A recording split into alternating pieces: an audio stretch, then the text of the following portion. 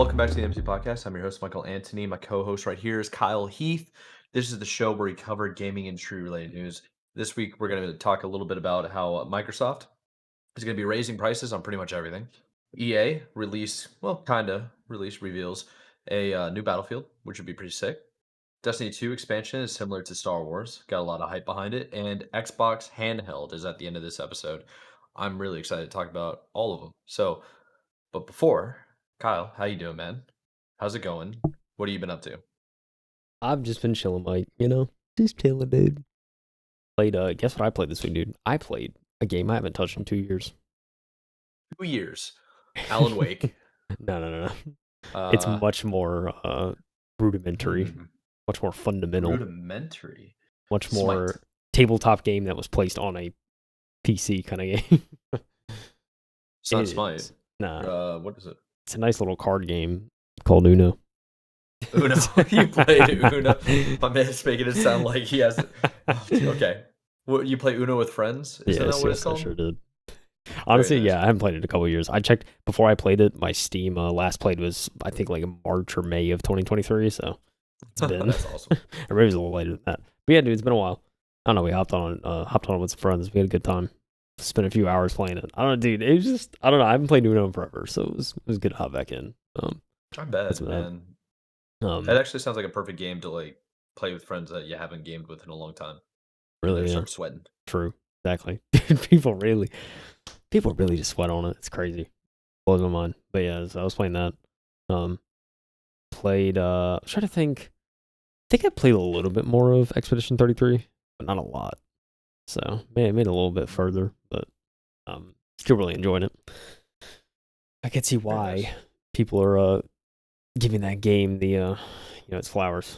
Really good so far.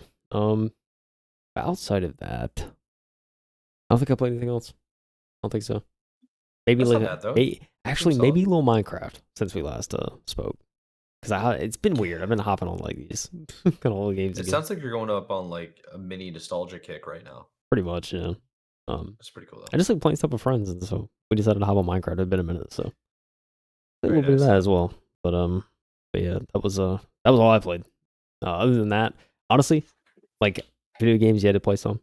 But dude, I mean, you've been knowing me for the past like month now. I've been a huge music kick, and so you have been collecting records has got me into albums. So I've been going through. I've been picking up the guitar. Yeah, I feel like I've been playing catch up and listening to a lot of albums I just haven't gotten to.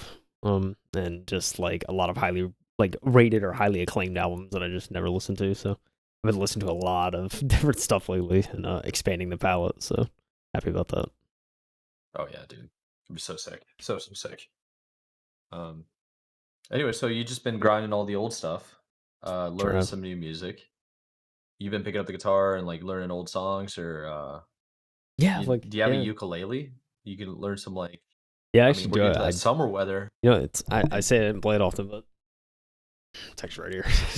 I don't play it often. It's just right near my chair, just, and it's out of the case. That's sick, dude. I have a ukulele as well. I got one for my birthday a couple of years ago, and I never like you have to kind of beat it in until the tuning is just right. And man, for the life of me, I just didn't have the patience. I really need to get back on that. Because there's a lot of like, you're a 21 Pilots fan as well, and he busts in the ukulele from time to time. Yeah. So that's like always pretty fun to do. Yeah. And yeah. For sure. Ukuleles, you just need to know like 4 chords and you're good to go. Like this is just a little like tiny soprano, so it's very, very tiny. It's not the most comfortable thing in the world to play, which is probably why I don't play it too often. I eventually want to get like a bigger one, like a concert or a tenor, because like those are like tenors are like pretty decently sized and they're way more comfortable to play. So I mean, I think part of the reason I just don't play this much is because it is so small. But I eventually do want to get like a bigger one. So because I found like when I got this guitar right here, like the guitar I had before was a Fender, but the action on it was really, really high, and so like it was a lot of effort to like really get my like fingers down, and I couldn't play it for long because like it would just physically hurt to just play for long periods. And I didn't realize how much that held me back until I got my Taylor. And this like GS Mini is this is the easiest guitar I've ever played in my life. Like it takes hardly any effort to sound good and just play well. And I don't know, dude. It's changed my life in the guitar playing sphere. Getting a guitar like that's just like a million times easier to play. Yeah, when you get yourself a solid guitar where everything is just very, very smooth, it's very easy to hit the notes. It's game changer, Yeah, man. It dude. really, Like really is. it was hard for me because that guitar. I mean, so this can't point. This guitar was I mean it's a GS Mini, so it's one of the smaller Taylors, but like I mean, it was still like $500, and it's like. But and like at the time I was like, dude, is it really gonna be worth it? I don't know. Like it seems like a decent amount, but I wanted like a small travel guitar. But then when I got it, and I was playing in the shop. I was like, dude, this thing is so easy to play. And so I like brought it home, and like ever since I've had it, like I've played so much more just because it's so much more comfortable to play. And it's like if I would have bought this thing sooner, I don't know where my guitar game would even be right now because I feel like I'd just be like shredding. But So I was I should have gotten one of those way sooner, I guess is what I'm saying. So I'm finding that like if and like I'm noticing that with some of my other instruments, it's like I realize I need to upgrade them because it's just like if this was more comfortable to play, I would probably play this way often, like way more often. So it's just a life lesson in music that I've learned. If you're trying to play instruments, to make sure spend a little bit more, get something that's more comfortable, and it'll pay dividends. That's a fact. Yeah, actually kind of funny too because I was talking a little bit to you about how one of my favorite songs of all time is "Slow Dancing in a Burning Room" by John Mayer, specifically in Los Angeles. I just so happened to be listening to that on the way to work this morning. Oh, there you go. And the whole time I'm just like, man, I need an electric guitar so bad. I was just thinking about it because we have like enough space where we're living now where I can have a dedicated room for instruments. Yeah. So like Oh, dude. some of the guitars are Good. already set up, and then now we got the piano set up. I'm like, bro, I need an electric Fender. I Yeah, I'm want to telling you, dude. get I want to get an Epiphone. I want to get one of those big hollow body Oh electrics. yeah, yeah. Like the semi Dude, I hollows. want oh dude, Yeah, yeah, they're the so semi nice. hollows. Yeah, they're Yeah, so I nice. want that so bad. It'd be so They clean. sound And it's so just full. So, yeah, I they love them. sound they sound crisp and they sound really good.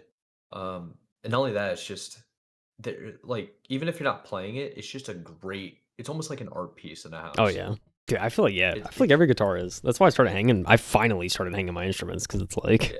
just I don't know, dude. It's nice I've been it adds hanging mine character. for forever. Yeah, So I just got to figure out like where to put them. I think yeah, the last setup you can actually see it in the background, but maybe the logo and like the extra overlay stuff that we have going on the recording, you could never see it. But yeah, with yours are so dominant in the background, it's perfect.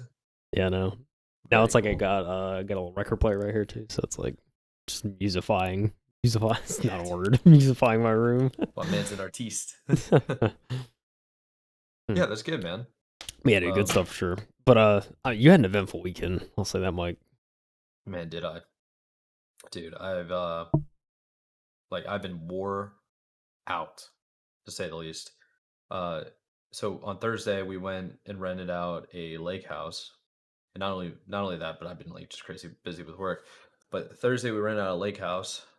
We set up 8 CRTs, 8 original Xboxes. One of the Xbox was modded to host, so we had a dedicated server.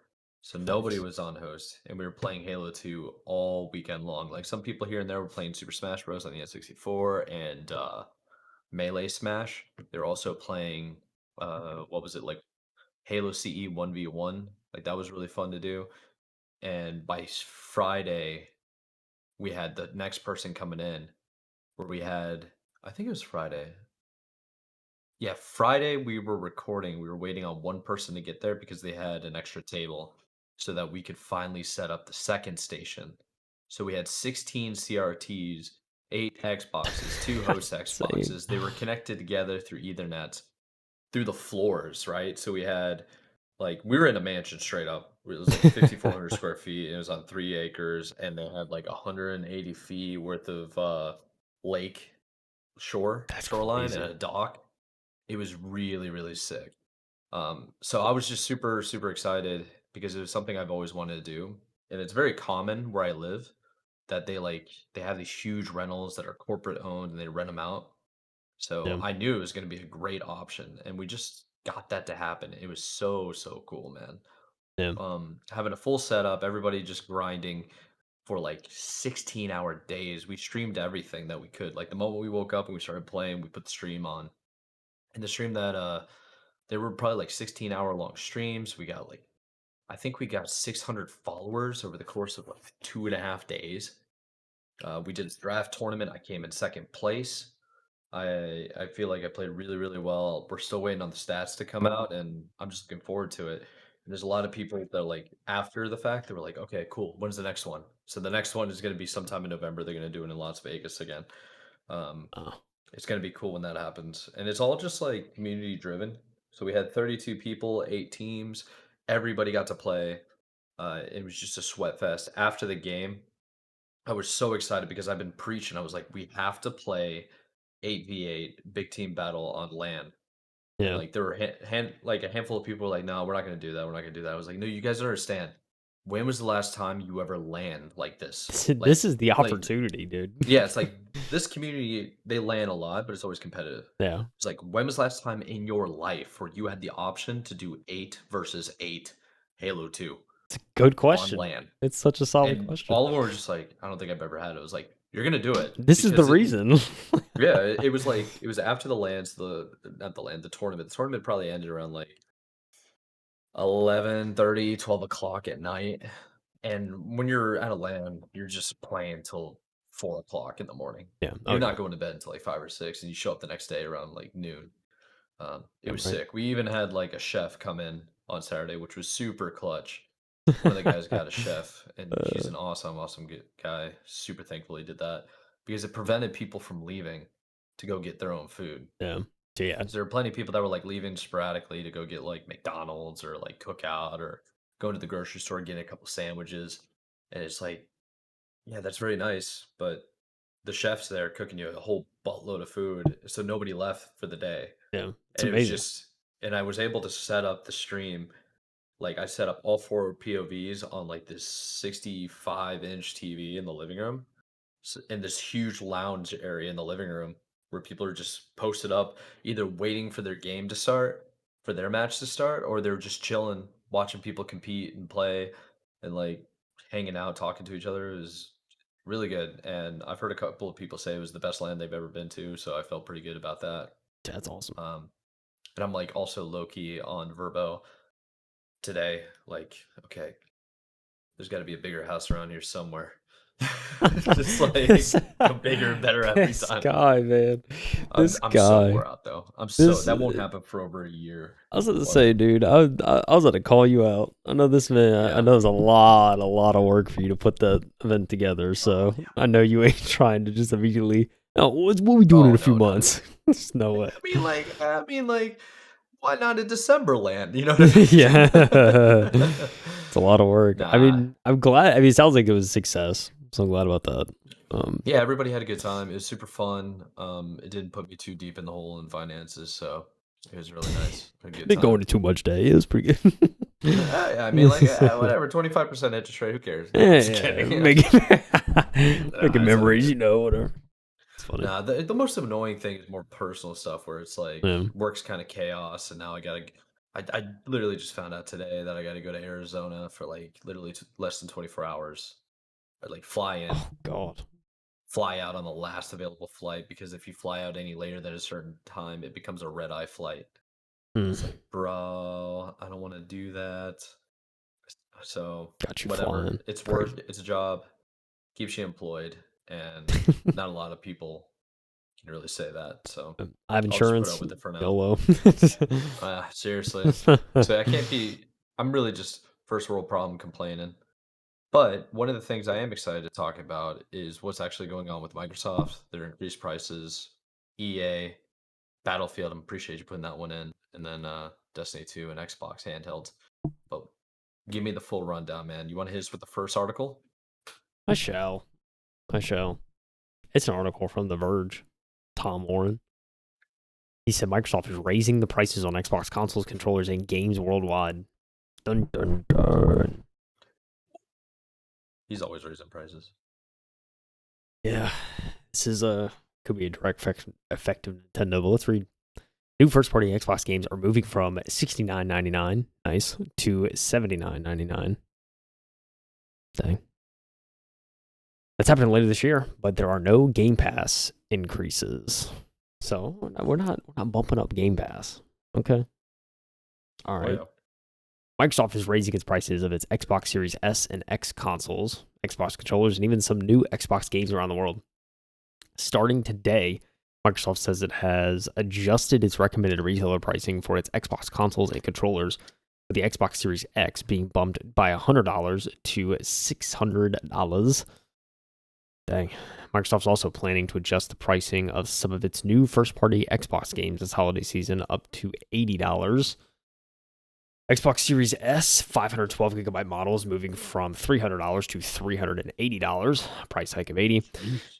The Xbox Series S 1TB models moving from $430, and the Xbox is moving to $430, and the Xbox Series X Digital Edition will now be priced at $550.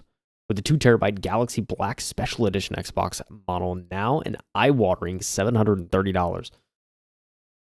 Oh, that's eye-watering for a Series X. Oh, gosh. Yeah, dude. That's actually... I have a guttural reaction to that price, I ain't gonna lie. Oh, man. Oh, yeah, dude. Well, I don't know how I feel about the price hikes. Yeah, that last one.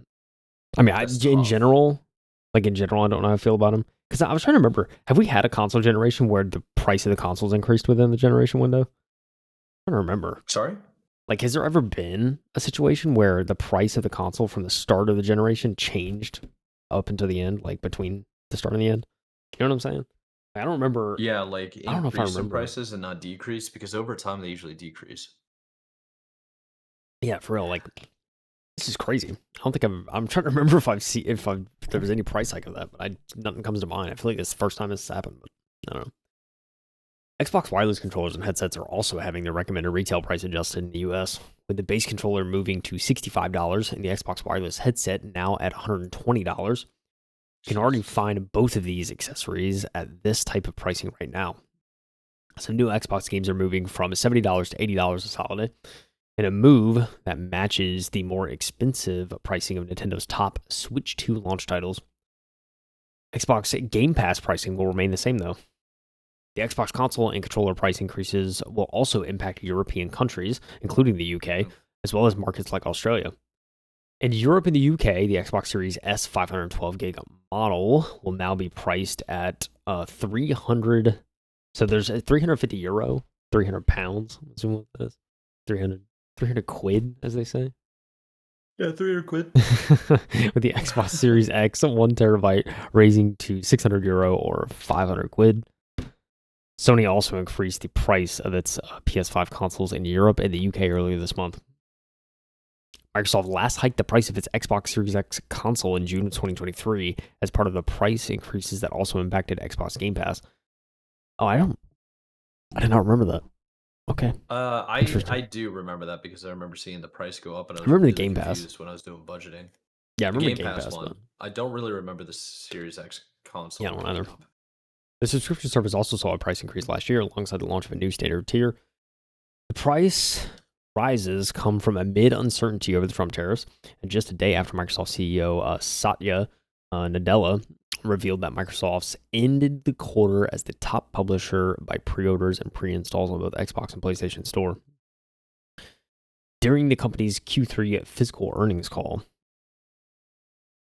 Microsoft also saw PC Game Pass revenue increase by 45% year over year. That is quite the increase, I must say. It's the amount of people hopping off Ultimate. Just getting, I wonder if that is people hopping off Ultimate and just getting PC.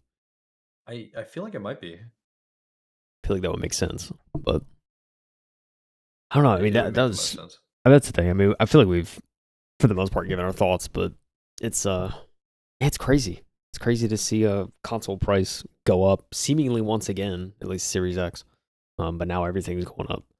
And it's it's crazy. Like I said, I don't remember the last time this happened where it was like the inflation hit, quote unquote inflation hit, like mid generation. So yeah, it's kind of crazy. Yeah, I mean, there's a couple of things going on that I see from my industry where we're selling like mechanical equipment. A lot of the circuit boards, a lot of the components aren't all from the US, even though they're like US manufacturers. Yeah. So like Carrier, Train, like Goodman, a lot of these guys are all US because the AC is so necessary here. And a lot of their components are coming from China or European countries, Mexico and Canada, shipping back and forth. I know I talked to the sales reps and they tell me one of two things. It's like they do annual price increases every year for projections and like inflationary costs. The next thing that they do is evaluate the stipulation of tariffs and how the economy functions. So anytime there's like rumor tariffs happening, they try to get ahead of it because they don't want to be caught selling items that are way undervalued. Yeah. Because it's like they have to put like the way the construction works is there's lead times to get things from one place to another, and the bigger the product, the longer the lead time typically. Just the logistics of things. If something becomes too heavy, you can't fly it. You have to put it on a ship or a Yeah. train. Right. So it comes into the fact of like, okay, well, if you're shipping from China, you're looking at like a month to get to the US. That's a month of uncertainty.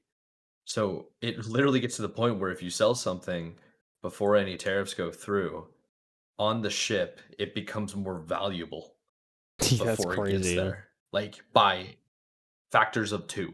That's Like insane. crazy because of the tariffs or even rumored tariffs. That's the Right. other thing. Yeah. Because you don't want to be caught with your pants down if you're a seller. Yeah. Yeah. And Certainly I not. think part of that is like it's a mixture between yeah, the cost of goods are going to go up when like the tariffs are involved, but then the other is like companies seeing that this is an opportunity to increase hikes of prices and then using tariffs as an excuse whether or not it's actually going to be a factor is irrelevant. They'll just be like, "Oh, possible tariffs on a couple of chips that we have on our board? Yeah, raise the rates of everything by 25%." That kind of thing. Jeez. Yeah, it's just tough. Yeah. Yeah, it's real tough. Yeah. I mean, it makes sense from a business standpoint for sure. So, I mean, I can't blame them for trying to predict and get ahead of things, especially if you're trying to make money. So, Yeah, 100%. it is what it is, man. It is what it is. Yes, sir. But Game Pass Yes. ain't going up. At least for now. Hopefully not. It probably will go eventually. Hopefully. Let's be honest. Well, it's going to go up again, even though they said it won't, but it probably will, which is unfortunate. But I don't know. I still feel like Game Pass is kind of worth it, in my opinion. I don't know how you feel, but that's how I feel. I mean, yeah, I still think it's worth it for sure. I still subscribe. So, being able to play games on PC and Xbox, it's nice to be able to switch between those for me. So, Yes, sir. There's a couple other ones that I really want to concentrate on for like Game Pass and all the games that are on there that are just perfect to play for relatively free. And if you beat like 1 or 2, you're good to go. exactly. Yeah. You have more time, like I know what you do to play Game Pass games. Yes, sir. If only we had more time. Now, shall we jump into the next article? East. You're already there. Look at you. You already tabbed over. So this next one is coming from Matt Wales. We've covered countless times. He's over at the Eurogamer. I just had an epiphany. I wonder if his last name is actually Wales, or is it the country? But he's just Matt from Wales. Call him Matt Wales. Matt Wales. Anyways, I'm sure it's actually Matt Wales. The title of this article is EA says full Battlefield reveal coming this summer as it confirms release window. And playtesting also expanding soon. So EA has confirmed this new. Let me zoom in. Actually, struggling over here. My eyes are old, and I'm wearing glasses. Yeah, Matt Wales starts off the article by saying EA has confirmed its next Battlefield game is still on track to launch before next April, with a full reveal due this summer, following several months of invite-only playtests. EA CEO Andrew Wilson shared the news of Battlefield's imminent reveal as part of the company's Q4 in financial year 2025 earnings report. As we look to the future, we're confident in our ability to execute across a deep pipeline, he wrote.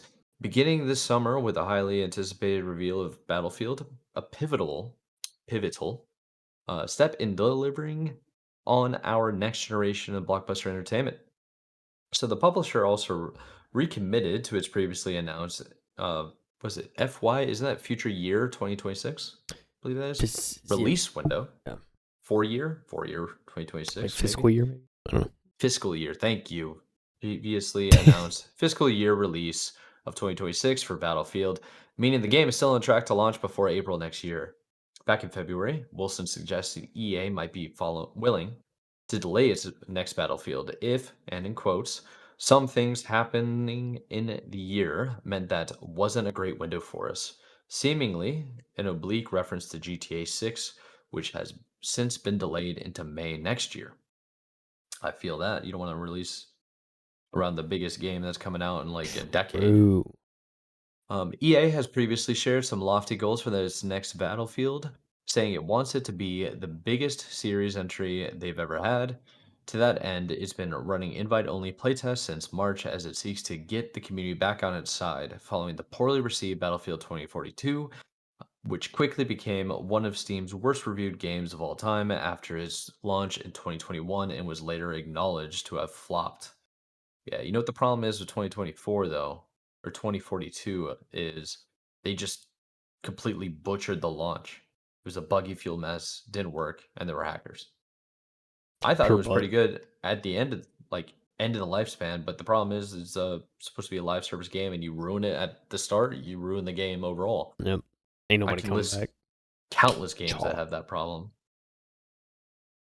While EA's recent Battlefield playtests have resulted in a flurry of leaked footage, little has been officially revealed beyond the fact it's set in the modern day and will bring back traditional classes and more focused maps after the unpopular changes made to 2042. They've also been suggestions based on landmarks cited in the single bit of concept art shared last year that the series might be heading to Gibraltar. But with a full reveal due this summer, perhaps this year's Summer Games Fest, there shouldn't be too long until we learn more.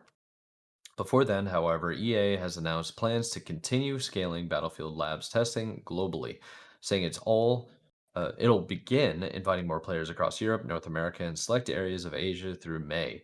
These playtests will include new content, as well as future testing of weapon balancing, damage values, plus movement and combat pacing mechanics.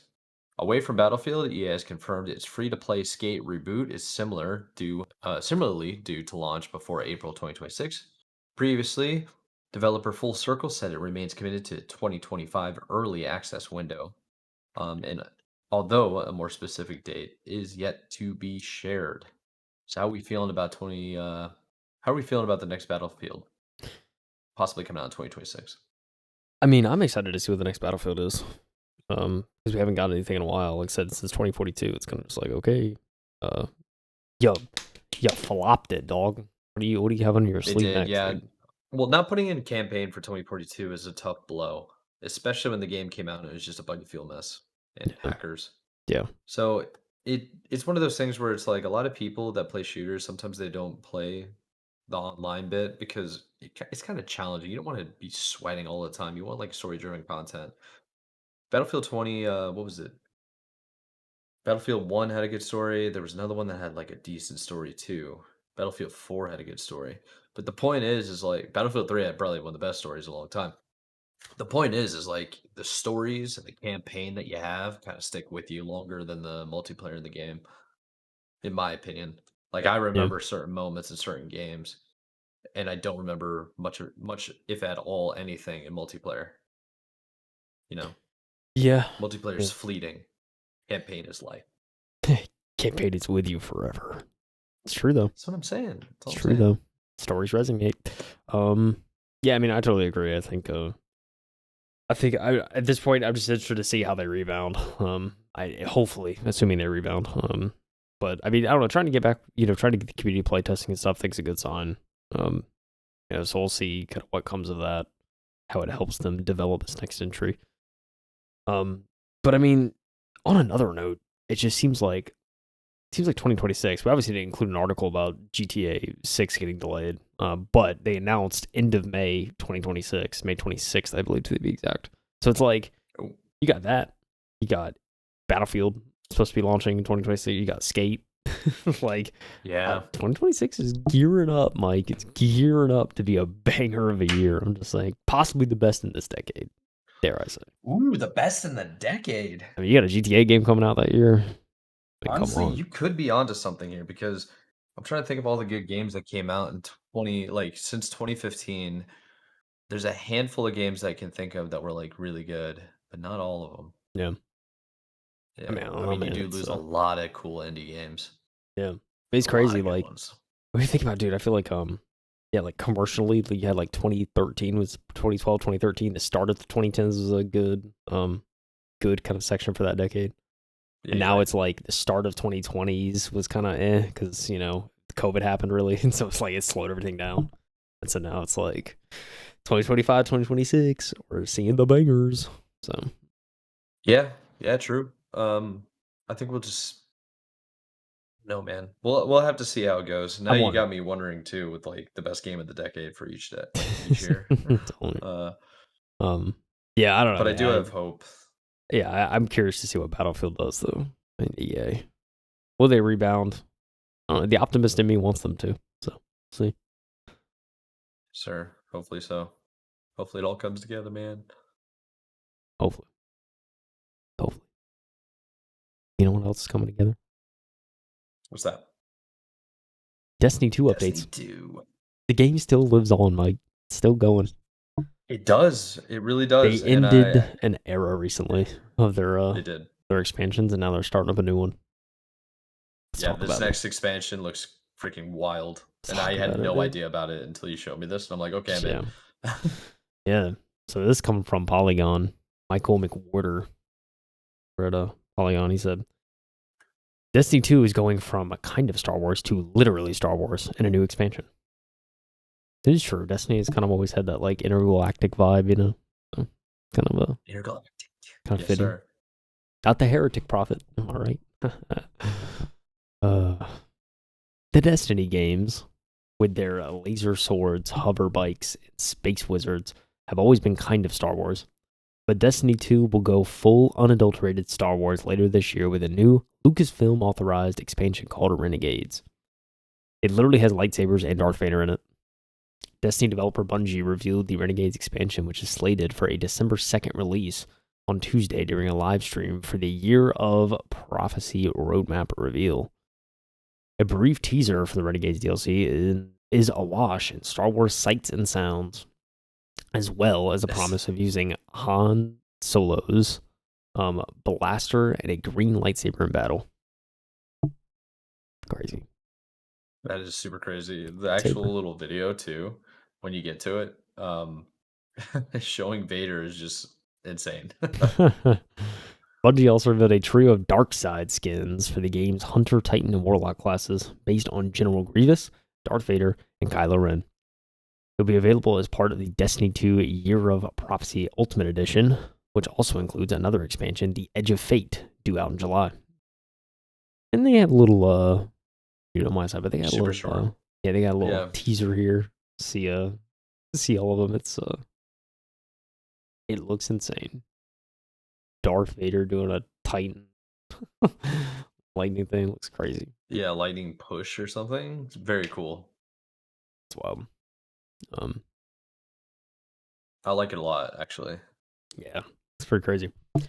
Details on Renegades are scant, but it looks like it may include more than just Star Wars themed cosmetics. DLC's teaser trailer shows Guardians scooting across a desert location that looks a hell of a lot like Tatooine. And this goes back to your point, Mike. All these Star Wars games and Tatooine, I've been dude. saying it forever, man. It's an entire world, like an entire universe, its own individual universe, and we only are allowed to see 2 planets, and they all look like Tatooine. It's It's so just true. it's just insane, man. So true. Can't stand it. Cannot stand it. But will you be able to stay in the DLC if it happens to be on Tatooine? Who knows, dude? I Who mean, you ain't knows? wrong. I'll get over it. I'll find a way. Bungie Dev said in a live stream on Tuesday that desert-like world will be set in the Star Wars universe. So they weren't specific yet, but they could just hit us with Tatooine. What are they talking about? They're gonna definitely hit us with Tatooine. Beyond Guardian skins, expect cosmetics for sparrows and other items. If you can't buy a Marksman H combat remote decoration for your ghost later this year, something has gone horribly wrong. I agree. Destiny 2 previously flirted with the Star Wars franchise in February Guardian cosmetics based on the Stormtrooper, the Death Trooper, and Imperial Guard were added to the game alongside the Heresy expansion. Destiny 2 Renegades and the Edge of Fate will be released this year on PlayStation 4, PlayStation 5, Windows PC, Xbox One, and Xbox Series X. Okay. So what are we thinking? You thinking they're gonna take some money with this? Yeah, I think I'm gonna come back. Well, maybe I don't know. I don't know if I will come back, but I will. It will pique my interest to come check it out. Maybe that's what I should say. Yeah. Like this has my ears perked up. Like I'm listening. Now I want my eyes to start watering. Let me see it. You know. The trailer does look pretty cool. I mean, it's a proper teaser. It gets you excited. It looks like I Tatooine. really, it's just freaking Tatooine every single time. That's just the one part that it's so annoying when they do that, right? Yeah. I can't be the only one that thinks this. Yeah, we gotta wait 4 months for the reveal. September 9th. That's when the full reveal is, so a little bit of a ways away. But I don't know. Yeah, I'm excited to see more on this. I really, really, really, really want good Star Wars video game content so badly. I feel like Outlaws just was like almost there. Just wasn't. Most people were just like, it's okay.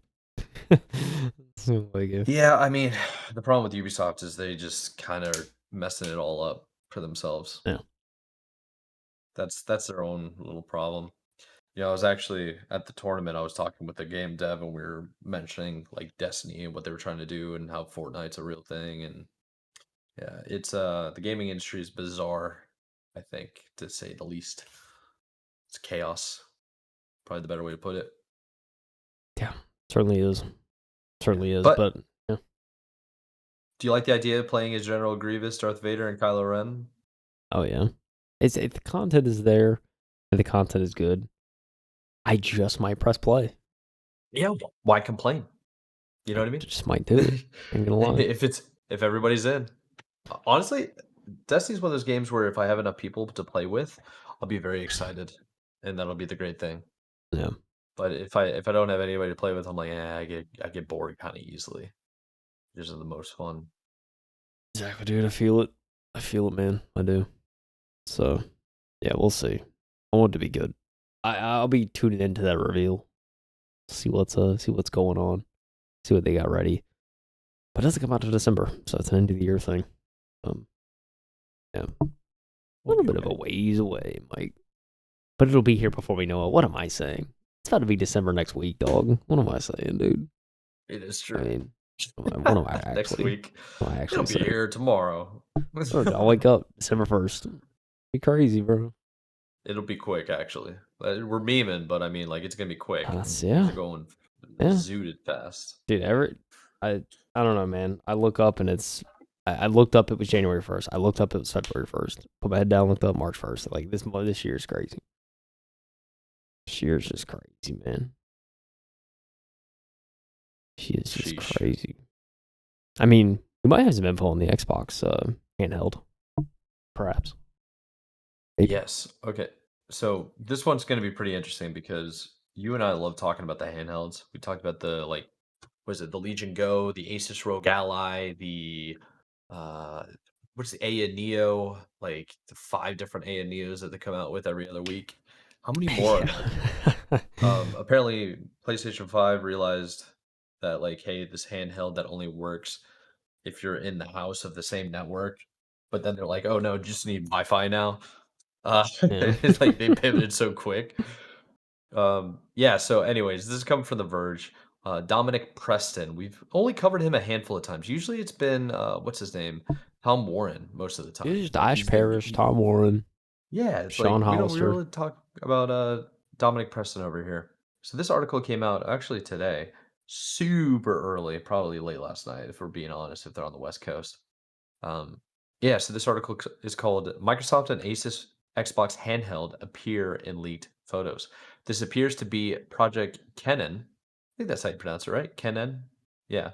An Xbox branded version of the upcoming Asus ROG Ally 2, which could be pretty sick. Because the Asus ROG Ally had a lot of excitement over it. Oh, you know the other handhelds? I can't believe I forgot. Steam Deck.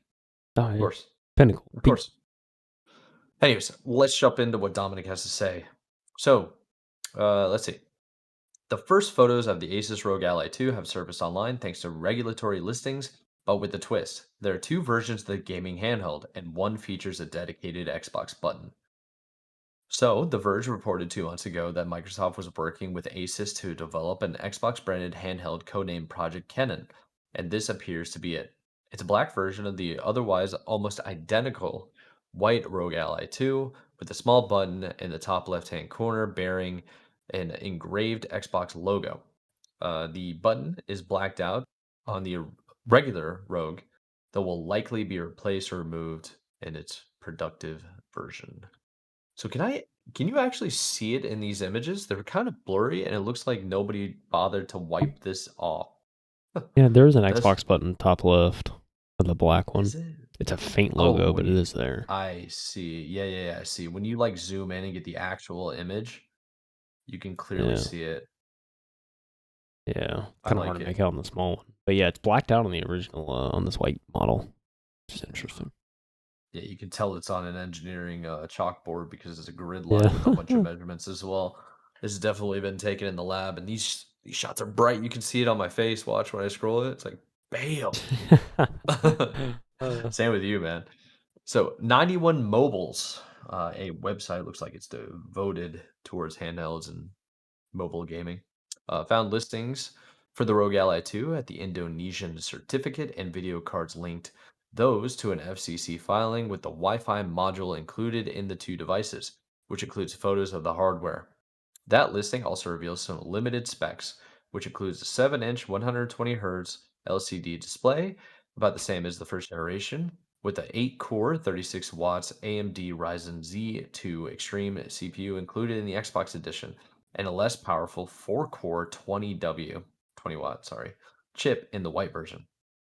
So the design has been altered with more molded controller grips on each edge rather than the blocky slope design of the ROG Ally. That leaves the hardware as a whole looking thicker than before, but perhaps it'll be more comfortable to hold.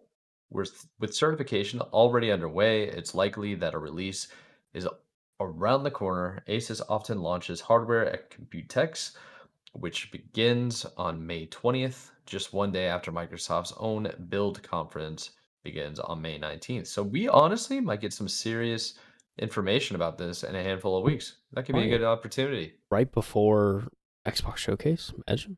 Yeah. Yeah, Yeah, it could be crazy. a whole mini show for everything that's going on. It's crazy. There's I been like it. like I've been fine. Like May seems like could be potential for a lot to be announced. I mean, a lot of like publishers. I mean, like Rockstar doing their own thing. Announcing the GTA stuff before Summer Games Fest.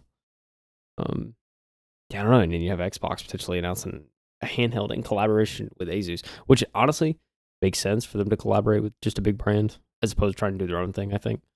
Um, Yeah. I think it makes a lot of sense to me. So, it, I expect to hear something. If not, if not on Summer Games Fest Xbox Showcase, if not then a couple weeks before, maybe at Computex. We'll see. I don't know, dude. This has me proper excited though to see what Xbox is gonna do with kind of their own version of a ROG Ally. Because ROG Ally is already a good handheld, so picking Yeah. right I there. mean, I like the way it looks. They always look comfortable. I'm just curious to see what it can do. And I've been talking about this for a while now. So long as you have the best internet possible, you can play pretty much anything remotely Yeah, from a cloud. And I told you about how, or even mentioned on the podcast for anybody that listens, is I'm able to remote log in into my computer so long as it's connected to the internet from literally any device I have, as long as it can reach the internet. yeah, And it it's amazing to do. yeah. Just being at a hotel, out of the office or whatever, and then you can just log in on your phone, do a couple of things on the PC. You can sync up controllers, Bluetooth to your phone and control games through the Bluetooth of your phone that's connected to the internet that's That's controlling your sick. PC. That's it. That's It's so insane. sick. So sick. But I do like the appeal of handhelds, taking the games with you. Really, really cool. Um, yeah, so it looks like the Rogue Ally looks like a good opportunity, and it looks like a better opportunity for Microsoft to be selling their Ultimate Game Pass. And sooner or later, somebody will eventually wise up to putting these suckers in home TVs, so we don't have to have consoles natively into like, so we can have consoles natively into the machine, you know, the TV yeah. itself. I mean, I love how you still stick to your guns on the idea, I must say. Oh yeah, You just always. I'll do. die in this hill. Yeah, yeah. I'd love to see it. Logistically, I'll be honest. The more I think about it logistically, from a business standpoint, it probably wouldn't make sense. I think it'd be interesting to see. I don't know, Mike. I don't know.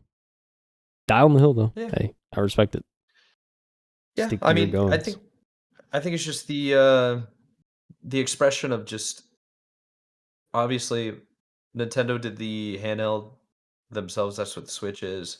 It's portable and it has a dock with it. A lot of these handhelds also have docks. They now make capture cards that are docks, which is pretty sick. I think I showed you one of them where Yeah. you can like plug in any of your handhelds, Steam Deck, ROG, Lenovo. It does not matter what it is, a Switch, and you just dock it. It charges, and then the charging port, usually the USB, converts to an image, and then they record that, and you can connect that to your PC, and all of a sudden you have a USB charger docking station with a capture card that can also broadcast to your TV. It's like really, really cool. The level of like engineering that goes into stuff like this. Very, very interesting. I love nerding out about it, even though I have no interest on getting it. I think it's just so cool to see.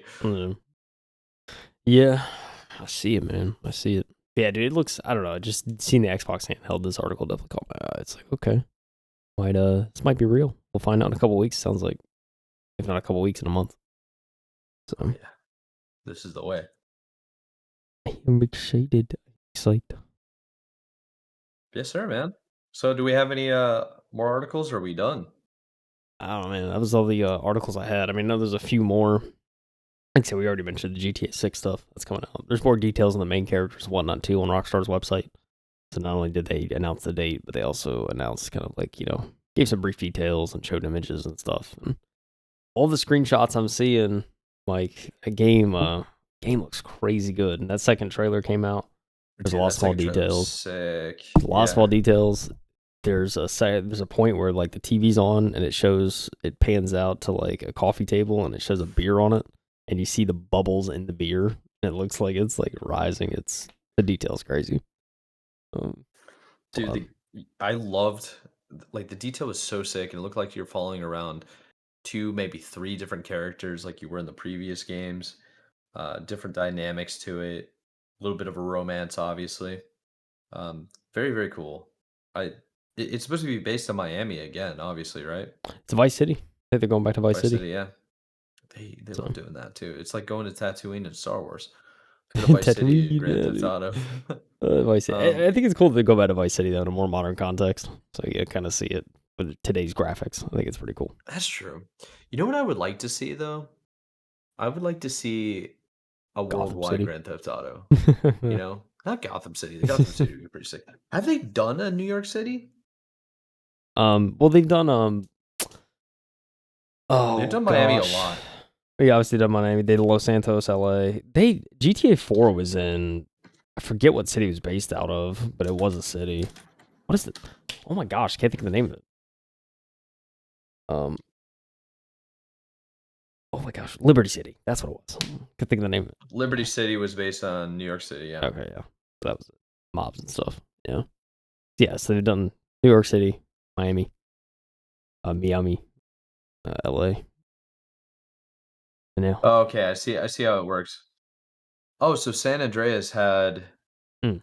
Las Vegas as well. Oh, really? I did not know that. I think so. Yeah, I mean, you kind of run out of like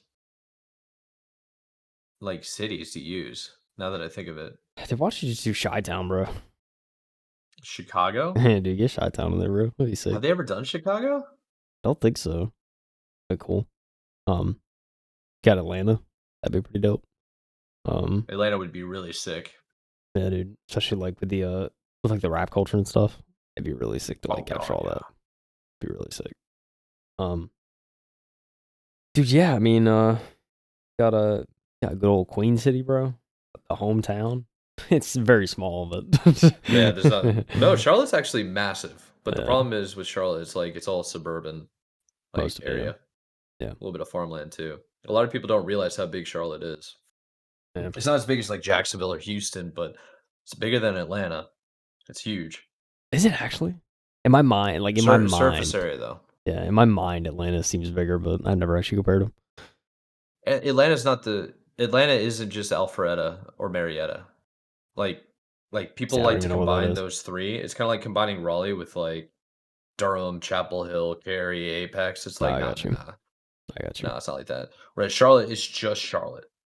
It's like there Yeah, we have it's not side cities, but nobody sharing. knows what the side cities really are. Like if you live in the area, you know it's Rock Hill, you know it's Pineville, you know it's Matthews, Concord, Yeah. Huntersville, but nobody knows. Whereas same thing with Jacksonville, same thing with Houston. But if you know Dallas, Dallas is a massive city, but you also know there's like was it Fort? It's not Fort Collins, is it? No, I know Fort Arlington's Worth. there. That we're talking about. Fort Worth, Yeah. yes, Fort Worth's Oh, there. yeah. But it's like people say Dallas and they contribute to all of that. It's like it's not the same.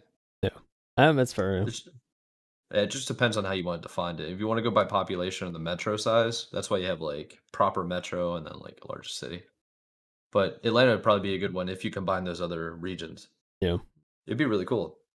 But I think they're going to always focus on the most iconic cities. They're going to focus on honestly like dangerous, iconic American cities Yeah. I mean, I that have a think lot of crime and underworld to it. yeah. Yeah. I think that makes the most sense, especially if it takes you this long to make the games. You might as well put them in locations where you can really milk as much as you can. So I think it Yeah. makes sense. But I mean, now Yeah. if So they got they've, like a sister studio to work on like smaller games or something, that'd be kind of sick. Like then you could like oh, yeah. explore those like kind of smaller areas and build out the world. But it's putting a lot of trust in another studio, so something Rockstar is probably not doesn't like the idea of. I would assume. Nah, probably not. It also comes down to like where the studio's at, probably like where's Yeah, the influence of where people are coming from. yeah. So I'm looking at the list. They've done London once, Oh yeah, actually. it was like a weird kind of like top down game or something like that. Yeah, 1999, in between Grand Theft Auto Mm, 2 and 3. yeah, It was right after Grand Theft Auto 2. It was just Grand Theft Auto London. yeah. But they've done Liberty City 1, 2, 3, 4, 5, 6 times, and they've done Oh Vice gosh. City 1, 2, 3 times. San Andreas 3 times. And that's about it. I mean, they have Leonida, but that's in Grand Theft Auto 4 or 5. Sorry, Yeah. Grand Theft Auto 5. Yeah, that's pretty crazy. I mean, I know London came to mind. I'd be interested to see like a modern day London, um, something like that. I feel like you'd really do a lot with that. Or like I don't know, like do Italy, do like a mob thing, kind of cool. That would be pretty that actually could work if you do something in New York City that has mob ties or Vegas has mob ties, but I mean at that point you're just making a mob game, right? Yeah, I mean, I will say, I mean, yeah, saying all that, I'm excited for the new Mafia game because that'll take place in Italy. I'm pretty sure, so I'm excited for that. Yeah. But I guess Mafia takes care of that. I would I don't know. I would like some more variety, but I think the next Grand Theft Auto is probably going to be a huge success. There's going to be a lot of variety for it. Dude, yeah, I mean, it's just insane. I mean, the amount they've already like sunk into this game, it's Yeah, they have insane. to be successful. Yeah, it better be successful. Crazy. Oh goodness. Oh man, is there any new games coming out this month, Mike? We got Doom. Oh yeah, yeah. Why don't we go ahead and just jump into that real quick, and then we'll close out. Let's do it. Let's do this. Let me get a little timestamp in to save you some time later. New video games for May. Alrighty, so we're actually doing this. Our episode comes out May 9th, so we're about a week in. Let's see. I have a whole list right now. Please hold. May 9th. All right, so the games that have already come out, Despoliti, Dig VR, Vellum, Drop Douchey, Captain Blood, High on Life actually made it to the Switch, which is pretty sick. I have that game downloaded, man, and I still haven't played it, and I feel super bad about it. I need to play it. Yeah, Metal Eden, Bahamut, and Wak Wak Tree. Don't know what that is, but it came out. We got Cash Cleaner Simulator, Imperial, The Midnight Walk, Pexel Shire, The Revenge of the Savage Planet. I remember that game by name, and I remember it being crazy.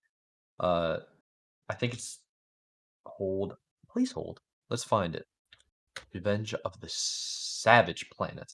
Yeah, this is the very arcadey kind of game looking. It looks like I'll give you the description. How about we do that? It's a sandbox game with open playgrounds. Hold on, I got to pop up.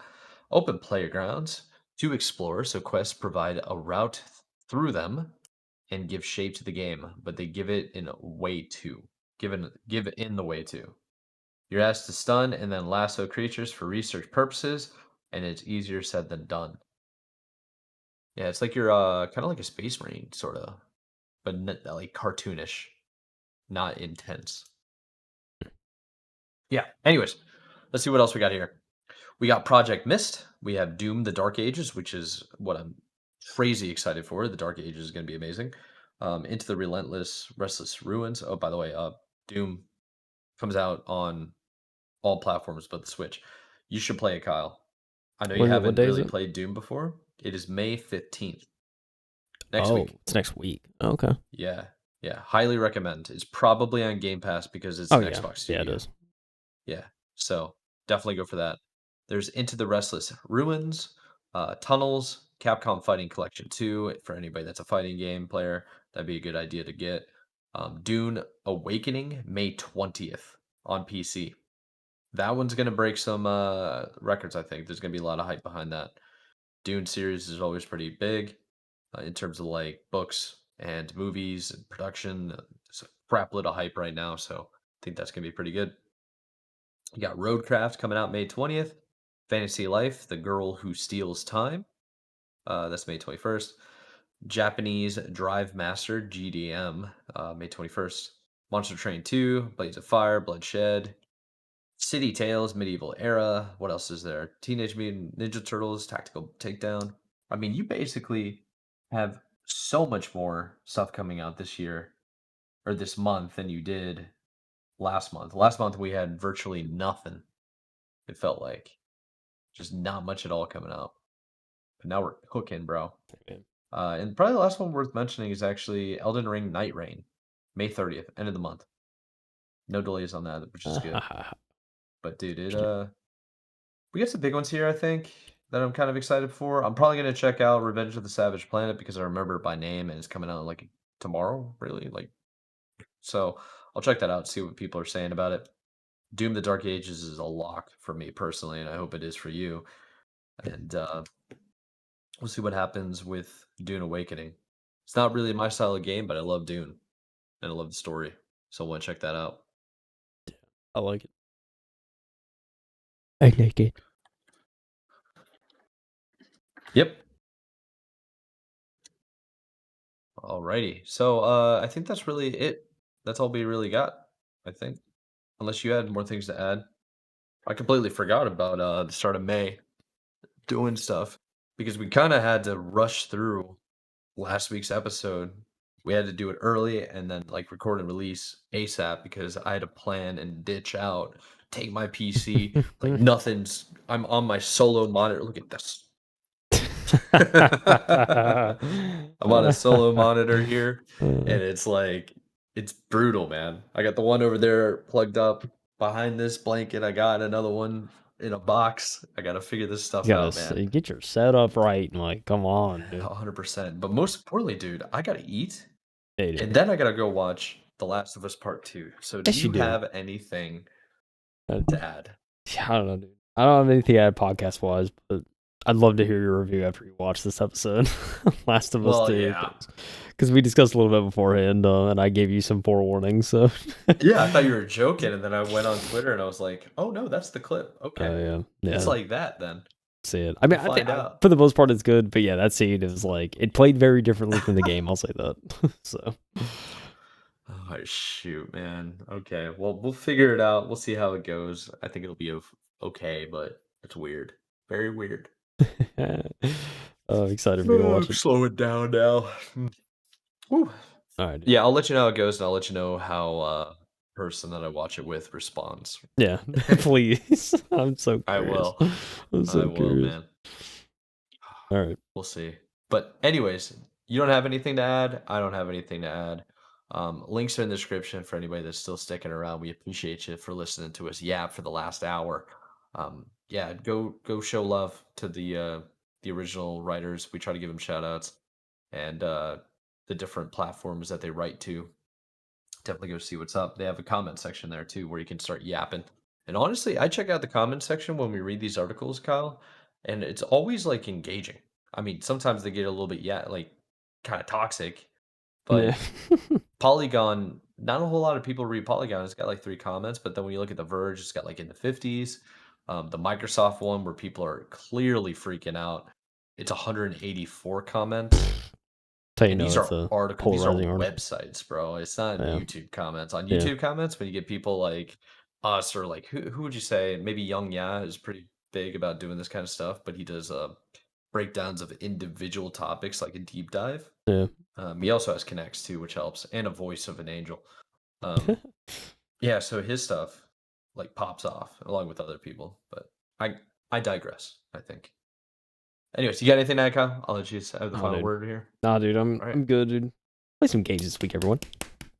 Yes, sir. Yes, sir. Play some games this week. I'll be back. Hopefully, this entire room. My goal is to have this entire room finally set up, and then I Dog. don't have to worry about this anymore. And we're chilling. We got all the lighting will be better, so the progress will be happening soon. Thank you all for tuning in. We appreciate you. And the last thing we want to do is just if you want to hit us up, like and subscribe, check out everything below, show some love and support. We're on literally every audio platform you could possibly think of. And we'll check you out in the next one. This has been Michael Anthony. That's Kyle Heath. This is the M2 Podcast. See you later. Peace out. Keep gaming.